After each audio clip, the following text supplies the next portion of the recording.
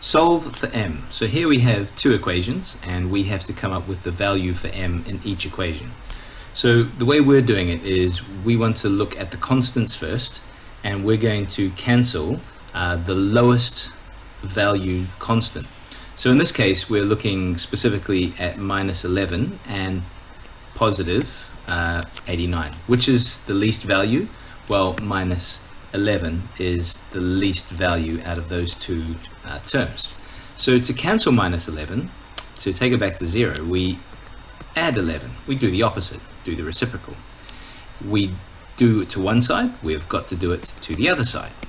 Okay, so what does that actually do to this equation? What it does do, it cancels out the minus 11, so that's gone. What is left on the left hand side is 31m. On the right hand side, 21m, we haven't touched it, so that just comes straight down. And here we have 89 plus 11, and that will take us to 100. So now we have 31m equals 21m plus 100. Now we're nearly there in the sense that we now have a constant on one side only, but we still have a term which has a coefficient and a variable on both sides. We need to have that kind of term on one side only. So again, we look at those two values. We've got 31 here and 21 here. Which is the least value out of those? They're both positives. So it's a pretty simple comparison. 21 is less than 31, so let's cancel the 21. And we cancel that by minusing 21m, and we do the same to the other side. So what does that do? What it does is 21m is now gone because that's been cancelled out. What's left on the right hand side is 100, and what's left on the left hand side is 31 minus 21, which is 10m. Okay, so we're nearly there now. You can see this is how this is going to go. We've got 10 times m here, so 10m means 10 times m. We want to cancel out multiplying by 10, so we divide by 10. So we're doing the opposite.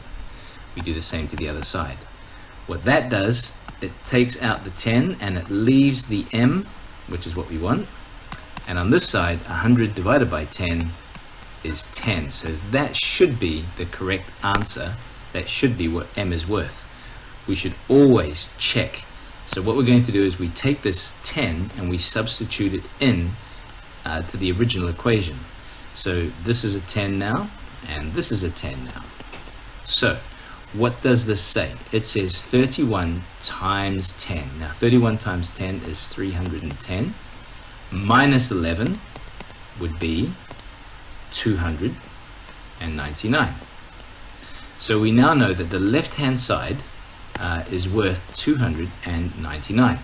Let's figure out what the right hand side is worth if we know now that 21 times m really means 21 times 10. Okay, because we know what m is worth. So 21 times 10 is 210, and we add 89, so we plus 89, well that equals 299.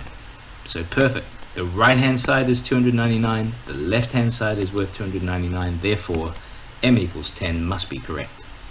Let's move on to this one again. Let's identify the lowest constant, which is minus 14. So we add 14 to cancel it out, add 14 to both sides to keep the whole equation even. That cancels out and we're left with 14m on the left hand side, and on the right hand side we've got 9m and positive 65.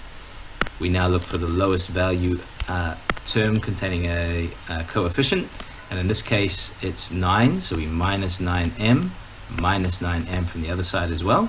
What does that do? It leaves us with 65 on the right hand side and leaves us with 5m on the left hand side.